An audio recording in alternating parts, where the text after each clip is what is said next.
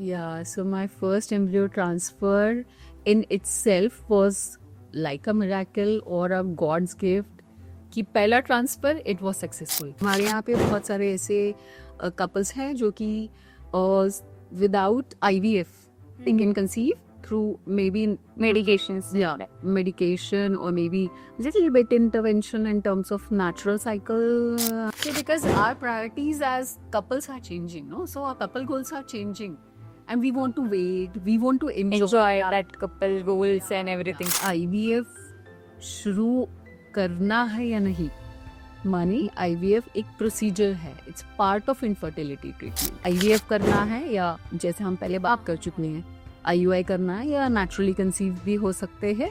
थोड़ा सा सिर्फ सिंक्रोनाइजेशन का ज़रूरत है. एम्ब्रियोलॉजिस्ट को सिखाए जा रहे हैं. अच्छा, उसके गाइडलाइंस हैं, श्रे के कुछ गाइडलाइंस हैं, WHO कुछ गाइडलाइंस प्रोवाइड कर रहा है. PGT क्या है और यह प्रीनेंटल टेस्ट से अलग कैसे है? मतलब एक कुछ एग्जाम्पल देंगे. जो भी मेल पार्टनर है उनका ब्लड टेस्ट किया जाएगा, जिस पर से ध्यान में आएगा कि ये रिट्रीवल भी काम करेगा या नहीं. तो जितना हाई DFI उतने चांसेस ऑफ इम्प्लांटेशन कम या मिसकैरेज के चांसेस ज़्यादा, इम्प्लांटेशन फेलियर के भी चांसेस ज़्यादा. इसमें कि DFI कैसे इम्प्रूव किया जाए, कैसे इम्प्रूव किया जाए चल रहा है. तो एक तो smoking, alcohol is a Addiction, जो addiction is a contributing factor. Never about your sexual desire और इनकेपेबिलिटीज ऑफ इंटिमेसी, राइट. वो दो अलग चीजें, बट क्योंकि हम एक समझते हैं उतना अवेयरनेस हम में नहीं है.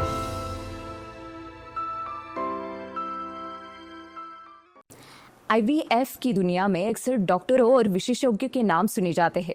हर सफल IVF के पीछे एक चुपचाप काम करने वाला मास्टरमाइंड होता है जो हर भ्रूण में भविष्य का सपना देखता है.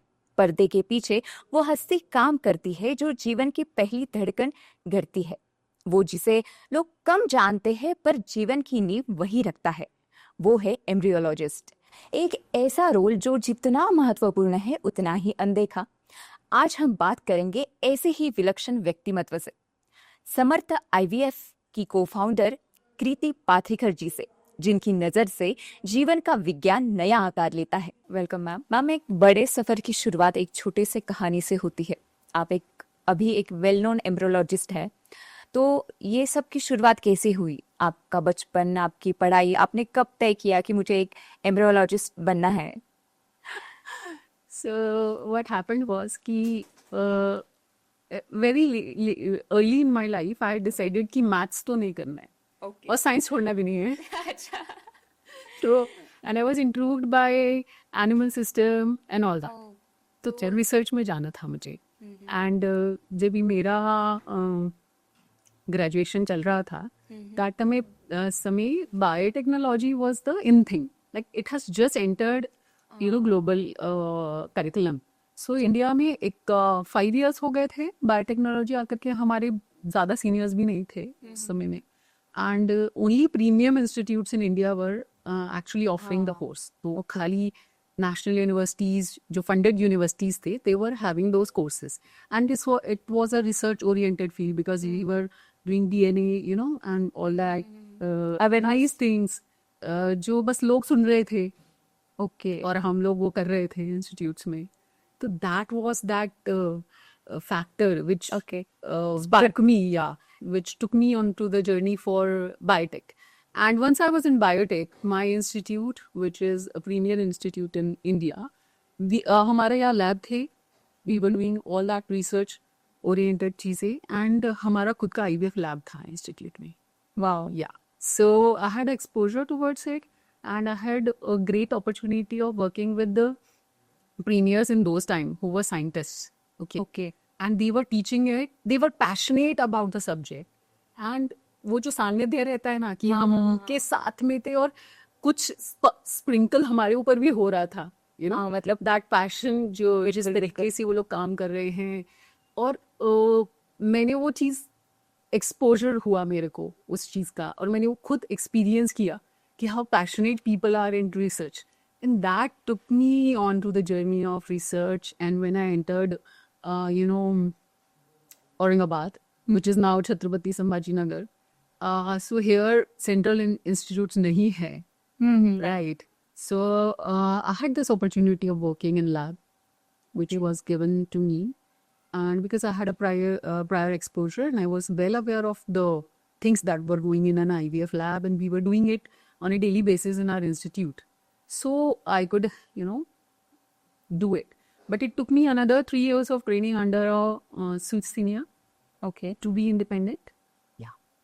Okay, nice. So it was a chance that I became an embryologist. I was on to a journey of becoming a research scientist. हाँ, मतलब वो Yeah, but शादी pulled me into embryology. मतलब सारी जो भी चीजें थी गेट इनटू फ्लो, मतलब Yeah, ऐसा it ना? was just a thing which happened. Like, you are here, and then, what are you going to do?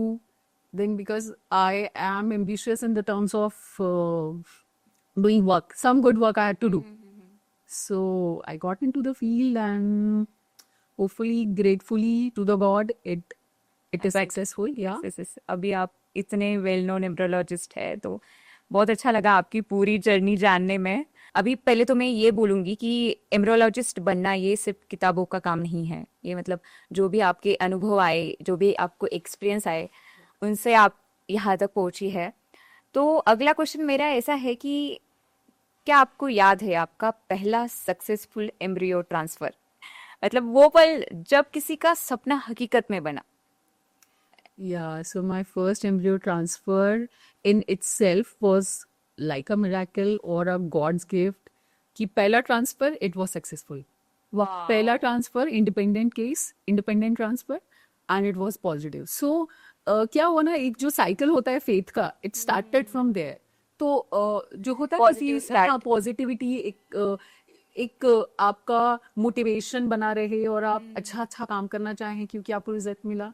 बिल्कुल एक positive That is the first case. My first independent case was positive, and the child might be, here around somewhere. जो IVF की journey रहती है वो उतना awareness है नहीं पब्लिक में, लोग वो टॉपिक पे बात करना अवॉइड करते हैं। तो आपके जरिए मैं चाहूंगी कि लोगों तक वो journey in simple language from step 1 to end क्या रहती है।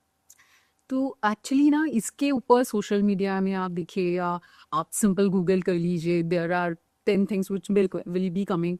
सो मे बी अगर आपको मैं बोलूँ, you tell me the steps of IVF, anybody is so Used to conveniently getting it onto the onto your phone with just a click. मतलब there are patients ऐसे भी होते होंगे कि गूगल करके आ रहे हैं, आपको डायग्नोसिस ऑलरेडी दे रहे कि मैम ये बता रहे हैं कि मैडम मुझे ये चाहिए, आप मुझे मेरा ट्रीटमेंट इस तरह से कीजिए। So rather than talking about the steps, okay, so everybody is well aware कि आप जाएंगे, आपके कुछ प्राइमरी टेस्टिंग होंगे, उसके बाद फीमेल को अगर जरूरत है IVF की, ओके, तो सबसे पहला मिथ बस which I want to bust to this platform is कि हर किसी को IVF नहीं लगता है। बिल्कुल। When you enter a clinic and then you go through the series of examinations and maybe you don't require that step. Okay. So there's first myth कि अगर मैं IVF center में जाऊंगा, they'll push me into IVF, which is not right. बराबर है, because if your everything is normal, छोटा steps से they'll start. मतलब पूरा जर्नी डायग्नोसिस पे डिपेंड है, डायग्नोसिस पे, कस्टमाइजेशन पे, पेशेंट के रिक्वायरमेंट पे, ये सब चीजें उसको ध्यान में रख करके करे जा रहे हैं। तो पहला step is your diagnosis of whatever difficulties you are having. Second step will be whatever has to be done through medicine, okay, so whatever is required तो वो दे दिया जाएगा। देन 1-2 महीने बाद जो आपका साइकिल है, जिस तरीके से उसको हम प्लान कर रहे हैं उस तरीके से इंडक्शन दिया जाएगा, ओके, ठीक है, और ओवरीज से फिर वो हम अंडा निकालेंगे and then we'll do the actual procedure. उसमें फीमेल पार्टनर की तरफ से we'll get the egg which हम खुद निकालते हैं। मेल पार्टनर में थोड़ा आसानी है, they can give the sample themselves, कोई एनेस्थीसिया का जरूरत नहीं है, हाइपर स्टिमुलेशन का जरूरत नहीं है, so it's more easier for the male to give the sample compare to female.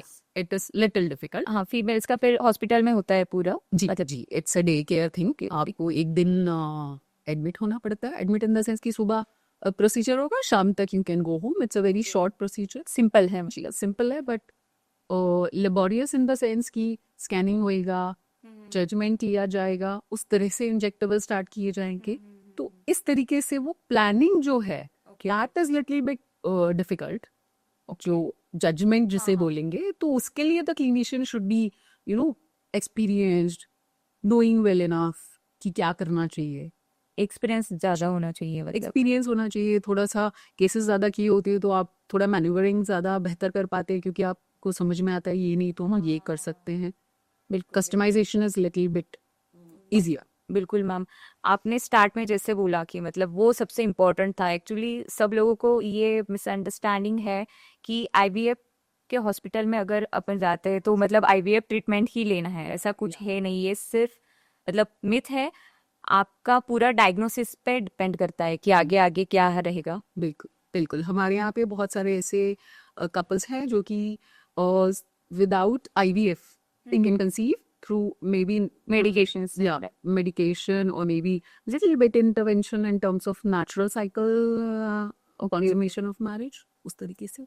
आपने जो ऐसे बताया अभी पूरा जर्नी की क्या रहता है, कैसे रहता है, ये सारी बातें नहीं पता होती एक कॉमन मैन को। तो एक बिल्कुल ही अच्छा था ये, मतलब सारे मिथ्स बस्ट करना, या फिर आपने जो भी बताया। आईवीएफ, आईयूआई या अन्य ट्रीटमेंट्स में कैसे डिसाइड करते हैं कि किस कपल के लिए कौन सा ऑप्शन सही है? बिल्कुल, तो देखिए, एक तो एज, उसके बाद फीमेल के पैरामीटर्स, मेल पैरामीटर्स, जिन्हें हम बोलेंगे कि स्पर्म कैसा है, अंडा कैसा है। ये एक डायग्नोस्टिक टेस्ट होते हैं जो कि हम कराते हैं। उसके बाद फिर मैरिड लाइफ कितना है, उस पर भी बहुत सारी चीज़ें डिपेंडेंट हैं। कुछ कपल्स अनएक्सप्लेन्ड इनफर्टिलिटी के कैटेगरी में आते हैं, जहाँ पे हम देखेंगे कि हर चीज़ पैरामीटर नॉर्मल है बट फिर भी इनफर्टिलिटी है, कंसीव नहीं कर पा रहे हैं, दिक्कत हो रही है। तो कई बार आप ये समझिए कि it is a very complicated and complex level, क्योंकि सोसाइटल प्रेशर है इंडिया में। एशियन सोसाइटीज में the day couple is getting married they are asked कि बच्चा कब होगा, बच्चा कब होगा। तो एक स्ट्रेस फैक्टर है समटाइम्स, वो अलग ही मतलब स्ट्रगल रहता है। सो क्या होता है ना, कभी कभी जस्ट स्ट्रेस फैक्टर निकल गया ना, even if you are entering a medication और treatment, a treatment and somebody is telling you कि कुछ नहीं होगा, you just wait and just go through your own things and do it naturally, yes, yes, yes. and they conceive just because somebody has told them it is okay to wait and मतलब ये पूरे relax. Treatment में एक family support भी काफी ज्यादा important है, एक मेंटल एंड इमोशनल सपोर्ट। बिल्कुल है। एशियन सोसाइटीज में जो कि बहुत ही ज़्यादा चाइल्ड ओरिएंटेड सोसाइटीज़ है, इनमें थोड़ा प्रेशर ज़्यादा होता है। और आज क्योंकि आज के डे ऑफ एज में जहाँ पर थोड़ा सा मैरिजेस लेट हो रहे हैं, हाँ, थोड़ा सा लोग कपल्स को करियर ओरिएंटेड ज्यादा है, करियर ओरिएंटेड है, प्लस आज की डेट में couple wants to be a couple together ना। It's no more a society जहाँ रहू लाया गया क्योंकि बच्चे सास के लिए लाया था, या बच्चे करने हैं, या आपको आपका वंश आगे बढ़ाना है। because our priorities as couples are changing, no? So our couple goals are changing, and we want to wait, we want to enjoy that couple goals and everything. So if any person who has a late career planning and any person who wants to marry late and they want to plan 2-3 साल बाद, they can just relax because they know what is coming on to them. If you are already into a center where they can guide you through that, so at least जब आपको बच्चा चाहिए आप stress नहीं होएगे। हाँ, जब नहीं हो रहा और आप भाग रहे हैं तो ज्यादा स्ट्रेसर्स आपको आ रहे हैं। हाँ, मतलब जो भी कपल्स है ऑलरेडी, अगर उनको अगर नॉलेज है या फिर कोई इंस्टीट्यूट है उनको गाइड कर रही है ऑलरेडी, मतलब बिफोर प्लानिंग, बिल्कुल, तो एक स्ट्रेस कम रहता है। रादर जो कपल्स अब नई कंसीव हो रहा तब कांटेक्ट करते हैं तो ऑलरेडी स्ट्रेस में आ चुके हैं। तो आईओआई कैसे किसको लगेगा, आईवीएफ किसको लगेगा, नॉर्मली किसको हम बोल देंगे कि आप आपका हो जाएगा, आप जस्ट थोड़ा सा रिलैक्स कीजिए, एंजॉय। मतलब काफी अलग अलग पैरामीटर्स है जिसपे ये सारी चीजें बहुत सारी चीजें, बहुत सारी अलग चीजों पे डिपेंडेंट भी हैं, सोसाइटल सिस्टम पे, सपोर्ट सिस्टम पे, मेडिकल डायग्नोसिस जो भी रहेगा उस पर। तो ये काफी एक इंडिविजुअल सब्जेक्टिव कस्टमाइज्ड प्लानिंग है। आईवीएफ शुरू करने से पहले कौन कौन से टेस्ट जरूरी होते हैं और क्यों? जी बिल्कुल, तो एक्चुअली आईवीएफ शुरू करना है या नहीं, माने आईवीएफ एक प्रोसीजर है, it's part of infertility treatment, वो करना है ही या नहीं ये पहले जान लेना पड़ेगा। वो जानने के लिए कुछ ब्लड टेस्ट होंगे, सोनोग्राफी होएगा तो फीमेल के लिए, और मेल के लिए भी कुछ ब्लड टेस्ट होंगे और स्पर्म टेस्टिंग होएगा, सीमेन सैंपल टेस्टिंग होएगा, and then we can decide whether मतलब आईवीएफ करना है या जैसे हम पहले बात कर चुके हैं आईयूआई करना है, या नेचुरली कंसीव भी हो सकते हैं। थोड़ा सा सिर्फ सिंक्रोनाइजेशन का जरूरत है। मतलब टेस्ट भी उस पे डिपेंड करता है कि कौन सा डायग्नोसिस होता है। जी जी बिल्कुल। लैब में एग्स और एम्ब्रियोस के साथ स्टेप बाय स्टेप क्या होता है, एक आसान भाषा में एक्सप्लेनेशन। तो एग जब कलेक्ट किया जाता है, जो कि एक स्मॉल प्रोसीजर है, उसमें एक निडल के थ्रू एस्पिरेट किया जाता है एग को, और उसके बाद पहले उसको इवैल्यूएट किया जाता है कि बाबा अच्छा है नहीं है, कैसा प्रोग्रेशन रहेगा उस हिसाब से। और उसके बाद एक प्रोसीजर है जिसे इंट्रासाइटोप्लाज्मिक स्पर्म इंजेक्शन बोला जाता है, जो कि उस पर करते हैं with the husband sample, partner sample, ठीक है। तो यहाँ से फीमेल का एग लेते हैं, पार्टनर को से सीमेन सैंपल कलेक्ट किया जाता है, उसको फर्दर प्रोसेस किया जाता है, वॉशिंग जिसे बोला जाता है, वॉश करके बेहतरीन जो स्पर्म्स होंगे, एम्ब्रियोलॉजिस्ट वो अंडर द माइक्रोस्कोप उसको सेलेक्ट करेंगे। ओके, इसके कुछ पैरामीटर्स हैं जो कि ट्रेनिंग में एम्ब्रियोलॉजिस्ट को सिखाए जा रहे हैं। अच्छा, उसकी गाइडलाइंस हैं, श्रे के कुछ गाइडलाइंस हैं, WHO कुछ गाइडलाइंस प्रोवाइड कर रहा है, वहां से उनको पिक करके खुद with the help of the micro manipulator, okay, the help of a microscope, under the microscope, वो हम इंजेक्ट कर देंगे। इंजेक्ट करने के बाद जो पहला उसका चेक किया जाएगा that will be 2PN check. 2PN check के बाद में जो कि नॉर्मल प्रोग्रेशन होता है, 2 cell stage, 4 cell stage, and compact and morula and blast. Okay, तो ये इस तरीके का एक जर्नी होता है। तो डे 3 का जर्नी है और फिर डे 5 का जर्नी है। ओके, आपने अभी जो बोला 2PN, उसको थोड़ा सा एक्सप्लेन करेंगे, मतलब ओके, तो क्या होता है कि मेल गैमीट इज स्पर्म, ठीक है, और उसका जो डीएनए कंटेंट है that is in the nucleus में। यस। और जो फीमेल पार्टनर है उनका भी डीएनए उसके न्यूक्लियस में है। न्यूक्लियस से डीएनए जो मिलेंगे, तो हाफ आपको मालूम होगा कि फीमेल, हाफ जो क्रोमोसोम है वो फीमेल पार्टनर से और हाफ मेल पार्टनर से आ रहे, वो जो मिलकर के एक बहुत सुंदर सा पिक्चर बनता है। ओके ओके, जहाँ पे दोनों मिलकर के दिखाई जर्नी वहां से चालू होती है। ब्यूटीफुल हार्ट शेप जैसा स्ट्रक्चर, ओ गोले, अच्छा, कंबाइन हो रहे हैं वहाँ पे। like this, and this is known as a 2PN stage। तो अगर ये बन रहा है मतलब मेल जो गैमीट है उसने भी अपना डीएनए इक्वली कंट्रीब्यूट कर दिया और फीमेल भी इक्वली कंट्रीब्यूशन में आ गया है।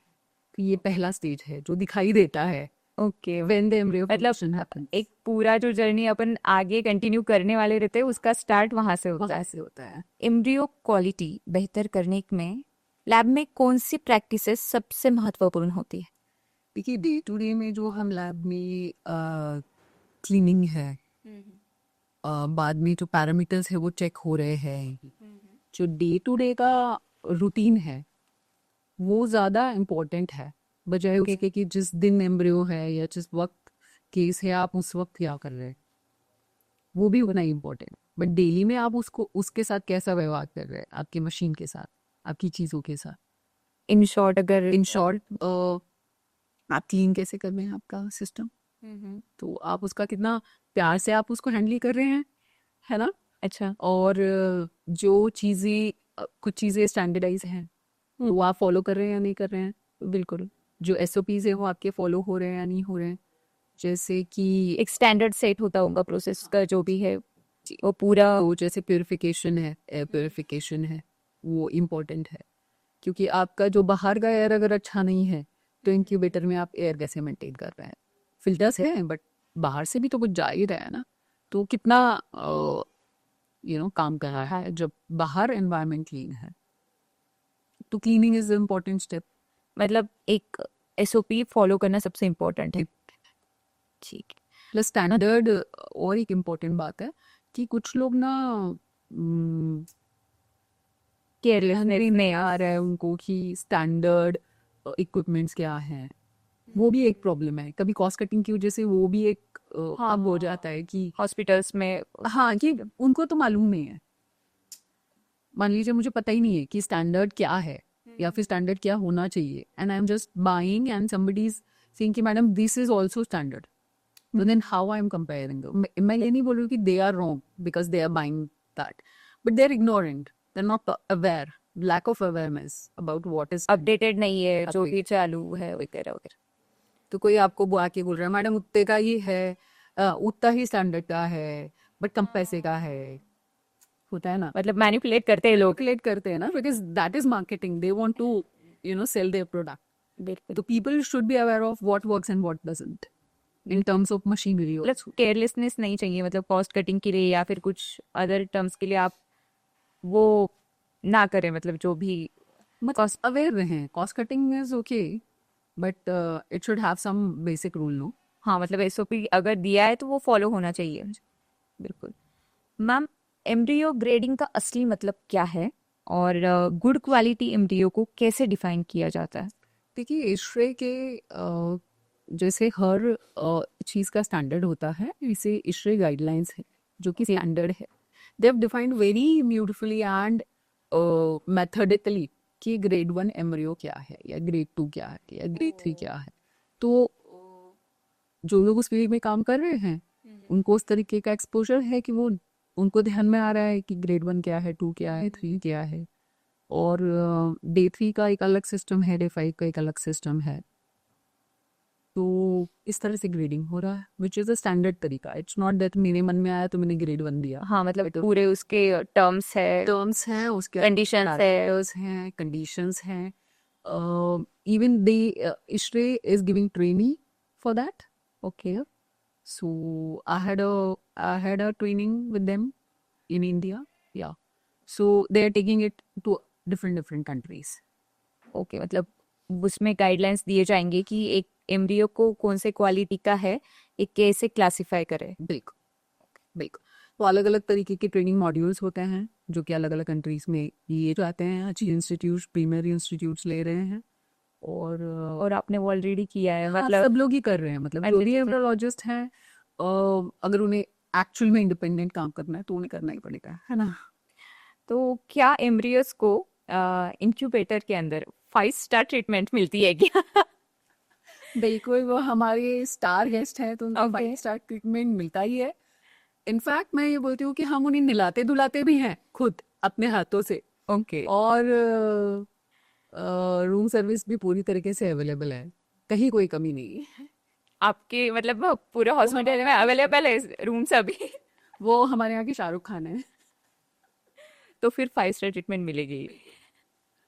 प्रेसिडेंशियल सी। ओह नेक्स्ट लेवल। 5 स्टार से भी आगे। पीजीटी क्या है और यह प्रीनेंटल टेस्ट से अलग कैसे है? मतलब एक कुछ एग्जांपल देंगे? जी बिल्कुल। तो देखिए, जब हमारे पास इस तरीके की सुविधाएं हैं जिसमें कि हम एम्ब्रियो पे टेस्टिंग कर सकते हैं कि आगे चल के ये एम्ब्रियो से कोई जेनेटिक डिजीज ना। हाँ, वो फिर टेस्ट सबसे important हो जाए तो वो बच्चे को कोई जेनेटिक डिजीज तो नहीं आएगा फ्यूचर में, जबकि वो एम्ब्रियोनिक स्टेज पे है, जबकि हमने उसको मदर के यूट्रस में वापस ट्रांसफर नहीं किया है। That is PGT. तो वहाँ पे एम्ब्रियो के अंदर से 1-2 सेल निकाले जाते हैं और उसे टेस्टिंग के लिए लैब में भेजा जाता है। बट ये प्री डिफाइंड डिजीजेस के लिए होता है, मतलब किसी भी XYZ चीज के लिए नहीं। I should know the prior history. तो मैं किस चीज के लिए टेस्टिंग कर रही हूँ अगर मैं पीजीटी कर रही हूँ तो। Okay, so the diseases, the family history, जो भी जेनेटिक फैमिली हिस्ट्री है उसमें से it should be known diseases. Okay, तो नोन डिजीजेस के लिए हो रहा है। अब ये प्रीनेटल से कैसे अलग है कि प्रीनेटल में ऑलरेडी भ्रूण माँ के अंदर पल रहा है और तब हम टेस्टिंग कर रहे हैं कि उसको जेनेटिक डिसऑर्डर तो नहीं है।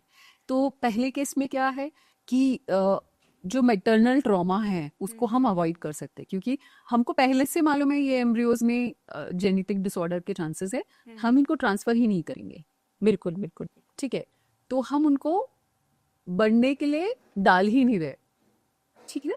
जबकि दूसरे केस में जिसको प्रीनेटल टेस्टिंग कहा जाता है, ऑलरेडी पेशेंट कंसीव होकर के आपके पास आ रहे हैं और वहाँ पे अलग अलग तरीके हैं, 2-3 तरीके हैं, जैसे ब्लड टेस्टिंग है, एमिनोसेंटेसिस टेस्टिंग है और फीटल ब्लड कॉर्ड से निकाल करके टेस्टिंग है। तो वो टेस्टिंग में क्या होता है, बट ऑलरेडी बच्चा आपके पास है, किसी एक स्टेज में तो है, तीसरे महीने पे होता है, 5वें महीने पे होता है, यू नो, मतलब टोटली डिफरेंट है पीजीटी और बट इसमें जो मैटरनल ट्रॉमा है या जो पेरेंटल ट्रॉमा है वो उनको सहना पड़ता है अनफॉर्चुनेटली, बिकॉज ऑलरेडी वो बच्चा घर में पल रहा है, 3 महीने का है, 5 महीने का है, पैदा हो गया है, और तब आपको मालूम चल रहा है कि इसमें जेनेटिक डिसऑर्डर्स है की संभावना है। ओके ओके, तो ये तो पीजीटी भी सिर्फ संभावनाएं बताता है, 100% एक्यूरेसी उसमें भी नहीं है, और यहाँ पर भी वो परसेंटेज संभावना के हिसाब से ही बताया जाता है, 100% एक्यूरेसी कहीं भी नहीं है, दोनों भी टेस्टिंग में नहीं है, पर 99.9% हम गेस कर सकते हैं नहीं, हम या फिर बता सकते हैं कि जेनेटिक डिसऑर्डर्स आएंगे या नहीं। तो 99.9% का उसमें श्योरिटी है, श्योरिटी है जी। मतलब टोटली डिफरेंट है पीजीटी और प्रीनेटल टेस्ट। बिल्कुल, ये बिल्कुल डिफरेंट है। पीजीटी किन केसेस में रिकमेंड किया जाता है? तो जिन केसेस में रिकरेंट प्रेगनेंसी लॉस हो, मैटरनल एज ज़्यादा है, पैटर्नल एज ज़्यादा है, okay known DNA fragmentation index high है कपल में, फादर में, और ऐसे केसेस में जहाँ पे नोन हिस्ट्री है, तो मान लीजिए आपके या उनके पार्टनर के फैमिली हिस्ट्री में जेनेटिक डिसऑर्डर्स जो पास हो गए, तो फिर उस केस में पीजीटी मतलब एग्स निकालेंगे, उसका भ्रूण बनेगा, एम्ब्रियो बनेगा, एम्ब्रियो से 2 सेल भेजे जाएंगे लैब में टेस्टिंग के लिए। जो एम्ब्रियोज क्लियर आएंगे कि ये एम्ब्रियोज में कोई डिफिकल्टी नहीं है, ये एम्ब्रियोज एकदम ओके है, उनको ही ट्रांसफर करेंगे। तो वो जो ट्रॉमा है कि भाई अब तो 3 महीने का मुझे गर्भ है, अब तो 5 महीने का मुझे गर्भ है, अब मुझे इसे अबॉर्ट करना है क्योंकि जेनेटिक डिसऑर्डर पॉजिटिव आया है, वो मेंटल ट्रॉमा कपल्स को नहीं होता। तो पर ये किस केसेस में हो सकता है, जिसमें ऑलरेडी नोन केसेस है, तो हर कपल को उसका जरूरत नहीं है, मतलब तो ये भी एक कस्टमाइजेशन है। हाँ मतलब वो जो भी ट्रॉमा है उससे लोग बच सकते हैं, ऐसा बोल सकते हैं। एम्ब्रियो बायोप्सी का प्रोसेस कैसे होता है? इससे एम्ब्रियो को कोई नुकसान होता है क्या?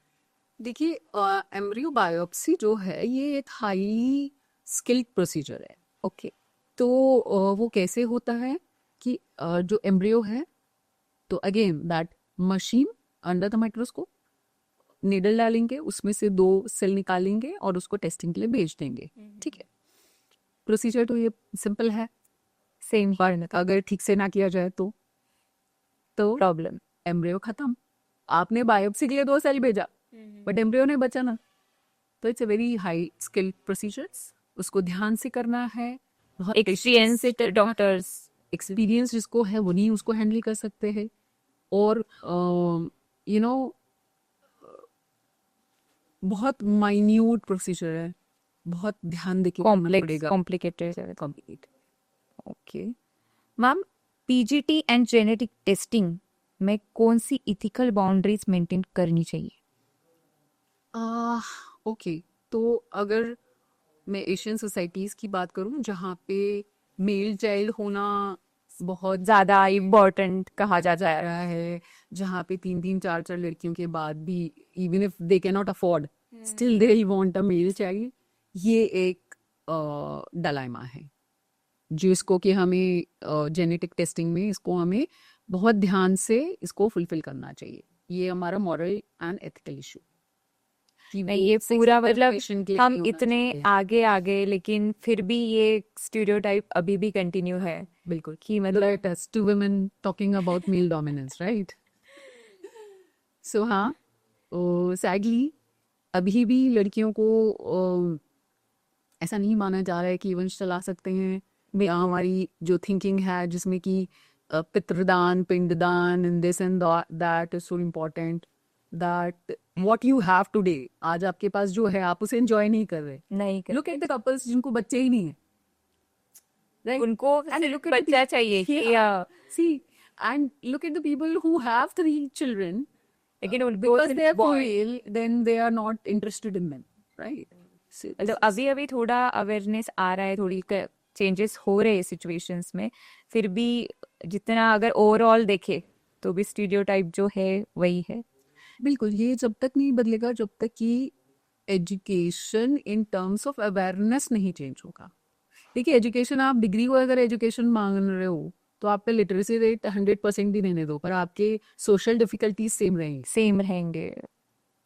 ये थोड़ा ऑफ द ट्रैक है, लेकिन पॉइंट बिल्कुल सही है। एथिकल इशू है पीजीटी का, और sex determination is ethical concern. दूसरा, whatever testing you are doing, if you are seeing that it has been done, you look through that it is. बिल्कुल मैम, मेन फर्टिलिटी में आने वाले कौन से नए टेस्ट प्रॉमिसिंग लगते हैं? देखिए, this is a very new science. If you look into IVF, it's not more than 20 years. Okay, the evolution of science is India में तो भी काफी लेट बोल सकते। बिल्कुल बिल्कुल। एंड क्योंकि एक नया साइंस है, रिसर्च चल रहे हैं, नई नई चीज़ें आती हैं, कुछ चीज़ें रह जाती हैं, कुछ डिस्कार्ड हो जाती है। जैसे सभी साइंटिफिक कम्युनिटीज़ में एक नया कोई तो टेस्ट आता है, उसको लोग ट्रायल लेते हैं, ट्रायल लेके which works it stage and which doesn't work, it doesn't matter, it is discarded, right? So right now male infertility के terms में जो एक promising टेस्ट है, जो कि अभी रिसेंटली हाईलाइटेड भी है और थोड़ा काम भी कर रहा है, उस पर रिसर्च चल रहे हैं, थोड़ा प्रॉमिसिंग लग रहा है जो कोई भी रिसर्च कर रहा है, इस डीएनए फ्रेगमेंटेशन इंडेक्स का जानना। It's a test. And other is testicular PRP, जो कि कई जगहों में अच्छा प्रॉमिसिंग रिजल्ट दिखाया है। कई रिसर्च सेंटर्स में इस बात को क्लेम किया है, और अभी हमारे यहाँ भी चल रहा है उसका, अपने हॉस्पिटल में भी है। देखिए, अभी मैं ये नहीं बोलूँगी कि है, हाँ हाँ, बट जहाँ ये एथिकल कंसर्न है, ये रिसर्च कंसर्न है, तो वहाँ पे काम करा मतलब मेरे यहाँ पे काम करेगा, ऐसा ज़रूरी नहीं है। तो ये कंसेंट का एक इशू है। ओके, फिर पेशेंट के कंसेंट पे डिपेंड करता। जी, तो जहाँ पे अजू है पेशेंट जिनको बिल्कुल ही स्पर्म्स नहीं है, और फिर भी वो चाह रहे हैं कि कुछ हम क्या दे सकते हैं बेहतर, तो आज की डेट में टेस्टिकुलर पीआरपी एक नया तरीका है जिसको अगर हम ट्राई कर रहे हैं और वर्कआउट हो रहा है, तो किसी केसेस में हो जा रहा है, तो एटलीस्ट उनको तो भी फायदा हो रहा है, और किसी केसेस में नहीं भी हो रहा है। So I am not claiming it's 100%, but still the research and the development is going on. कब एडवांस स्पर्म रिट्राइवल या प्रोसेसिंग टेक्निक की जरूरत पड़ती है? देखिए, ऐसे सारे केसेस में जहाँ पे मेल के सीमेन सैंपल में स्पर्म्स नहीं है, यानी जो मेल पार्टनर है उनके सैंपल में जो पुरुष बीज होता है वो नहीं है। ओके, उन केसेस में ये जानने के लिए या केसेस करने के लिए, आईवीएफ करने, जिसे हम इक्सी बोलेंगे, वो परफॉर्म करने के लिए जो पुरुष बीज है वो डायरेक्टली शुक्र जंतु जिसे हम बोल रहे हैं वो डायरेक्टली टेस्टिस से निकाला जा रहा है। जैसे हम फीमेल में प्रोसीजर कर रहे थे या अंडे निकाल रहे थे, इस केस में भी क्योंकि एजैकुलेटरी स्पर्म्स नहीं है, इसलिए डायरेक्टली टेस्टिस में सुई डाल करके रिट्रीव किया जाता है। जैसे फीमेल में अपन प्रोसीजर कर रहे थे गटर एनेस्थीसिया, बिल्कुल वैसा ही मेल में कर रहे हैं, बट उन केसेस में जिसमें कि जब सैंपल उन्होंने दिया तो उसमें एक भी स्पर्म नहीं मिला।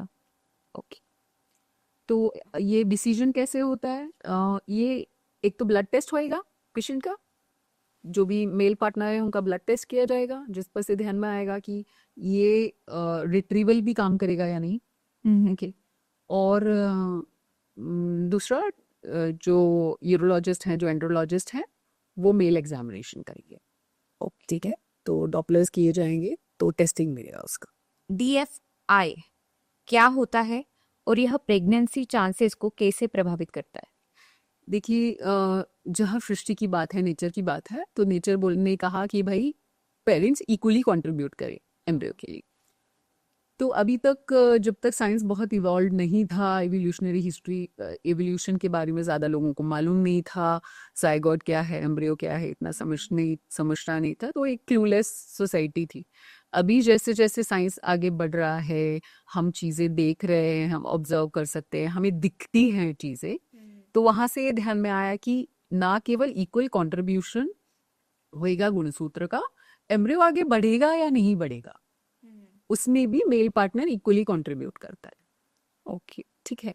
तो हालांकि अंडा बड़ा है, साइज में बड़ा है, पुरुष बीज छोटा है, बट फिर भी डीएनए के टर्म्स में और आगे के प्रोग्रेशन के टर्म्स में वो इक्वली कंट्रीब्यूटिंग है। तो डीएनए फ्रेगमेंटेशन इंडेक्स जो किया जाता है वो ये देखने के लिए किया जाता है कि कितने परसेंटेज ऑफ स्पर्म्स में डीएनए इंटैक्ट है। ओके, यानी पूरा अच्छा डीएनए है, कंट्रीब्यूटिंग फैक्टर जो है। तो ये किस तरह से फायदा करता है? तो एक्चुअली इंडेक्स जो अभी जितने भी रिसर्च हुए पहले और जो नोन केसेस हैं उनमें हाई रहेगा अगर डीएनए फ्रेगमेंटेशन इंडेक्स, जिसका मतलब है कि परसेंटेज के टर्म्स पे ज़्यादा परसेंटेज ऑफ स्पर्म है जिनके डैमेज डीएनए है। ओके, ठीक है। और इसको बोलेंगे हाई डीएफआई। तो जितना हाई डीएफआई उतने चांसेस ऑफ इम्प्लांटेशन कम या मिसकैरेज के चांसेस ज़्यादा, इम्प्लांटेशन फेलियर के भी चांसेस ज़्यादा। तो ये एक तरीका है जिसमें, क्योंकि आप जानते हैं कि आईवीएफ में success rate is world over, it's not more than 33 to 40%, right.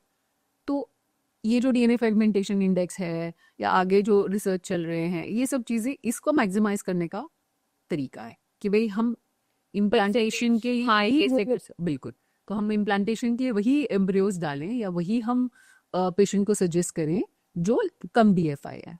Ji. DFI सुधारना हो तो उसके लिए सबसे ज्यादा मदद क्या करता है? Very interesting question. तो पीछे बहुत सारे अलग अलग कंट्रीज में और हमारे खुद के देश में भी बहुत सारे रिपोर्टिंग हो रहे हैं जिसमें कि डीएफआई कैसे इम्प्रूव किया जाए, कैसे इम्प्रूव किया जाए चल रहा है। तो एक तो smoking, alcohol is a addiction, जो addiction is a contributing factor. दूसरा lifestyle, because if you are not sleeping, you are stressed out, तो हाई हार्मोनल ऑक्सीजन, बिल्कुल, तो हाई आरओज बन रहे हैं जिसके कारण भी स्पर्म डैमेज हो रहा है, राइट। सो खासतौर से आईटी में जो है जिनका सोने का उठने का कुछ टाइम नहीं, कोई बिल्कुल लाइफ में काम चल रही है और स्ट्रेस आउट है, डेडलाइंस है, ये सारी चीज़ें उसको इम्पैक्ट करती है। पैक कर दिए। तो लाइफस्टाइल एक चीज़ है। दूसरा, अगर विटामिन मिनरल्स का इम्बैलेंस है, न्यूट्रिशनल इम्बैलेंसेस है, डाइटरी, तो वो भी उसको इफेक्ट कर रहेंगे, ठीक है। और तीसरा है कि कुछ चीज़ें हैं जो मेरे आपके हाथ में नहीं है, ठीक है, उसके ऊपर भी रिसर्च चल रहे हैं कि भैया मैंने डाइट भी अच्छा है मेरा, और मैंने जो डॉक्टर ने बोला वो फॉलो भी कर रहा हूँ, लाइफस्टाइल अच्छा है और लाइफस्टाइल भी अब मैं अच्छा इम्प्रूव कर रहा हूँ, और तब भी मुझे इम्प्रूवमेंट नहीं दिख रहा है। तो नाउ, जैसा मैंने बोला, टेस्टिकुलर पियाती, तो that is being done for patients, जिसमें कि अभी रिसर्च ऑनगोइंग है, तो प्रॉमिसिंग रिजल्ट्स अभी तक तो दिख रहे हैं। अभी तक किसी ने उसका डेट्रीमेंटल इफेक्ट बताया नहीं है। So let's see, it's just a science which just come out. तो जो भी यंग लोग हैं उन्होंने अपने लाइफस्टाइल और एडिक्शन ये सब पे काम करना चाहिए। Very good. मतलब वो अवेयर नहीं है कि ये सारी चीजें उनको लॉन्ग रन में कितना इम्पैक्ट करने वाली है। बिल्कुल 100%। और खास तौर से अगर आज आप बंद करते हो, अपने लाइफस्टाइल को सुधारते हो, अपनी सब चीज़ों को अच्छा करते हो, तो इसका इम्पैक्ट आपको 3 से 6 महीने में मिलेगा। ऐसा नहीं कि आज बन किया तो कल नहीं है आज बन किया तो कल स्पर्म अच्छा हो जाएगा, है ना। तो by the time you get married, you are thinking of a child, so look on to what you are doing in a daily basis. बिल्कुल मैम, अपना जो डिस्कशन चालू है अभी वो मेल ओरिएंटेड चालू है, तो उसके ही रिलेटेड मेरा अगला क्वेश्चन ये है कि पुरुष किस चीज से ज्यादा डरते हैं, ब्लड टेस्ट या स्पर्म टेस्ट? आप बताइए। जो ज्यादा टबू है वो ज्यादा डरावना है, स्पर्म टेस्ट, क्योंकि there is a myth which says कि अगर शुक्र जंतु नहीं है दैट मींस कि male is incapable, which is two different things. Male की incapability in terms of sexual desires and intimacy is different than they are having sperms in their sample. बराबर, ये दो अलग चीजें हैं, बट क्योंकि हम उनको एक समझते हैं, तो अगर हम किसी को बोले कि अरे आपके सैंपल में स्पर्म नहीं है, तो आपको तो डर लग जाएगा ना। बिल्कुल। राइट, जबकि वो उस तरीके से डरावना नहीं है, that is just for pregnancy नहीं रहना। It's never about your sexual desire और इनकेपेबिलिटीज ऑफ इंटिमेसी, राइट, वो दो अलग चीजें। बट क्योंकि हम एक समझते हैं, तो उतना हम अवेयरनेस ज्यादा- हम में नहीं है। बिल्कुल, तो हम ज्यादा डरते हैं उस चीज को। जैसे कि अगर मान लीजिए नए कपल्स हैं, सो एक बहुत फनी इंसिडेंट मुझे इससे याद आया कि अगर आप नया शादी हुआ गाँव में और the male partner was incapable of performing intercourse, तो उनको ला लिया कि देख लीजिए भाई इनके स्पर्म है या नहीं है। But these are two different things, right? His capability of reproducing and his desire for totally different things. intimacy is totally two different things. बिल्कुल, और हम में वो अवेयरनेस नहीं है, इसलिए हम दोनों चीज एक एक कर समझते हैं, एक मानते हैं, और फिर हम डरते हैं अंदर से। तो मेल को डर लगता है ये जानने से कि स्पर्म है या नहीं है। तो वो आंसर इज स्पर्म टेस्ट। या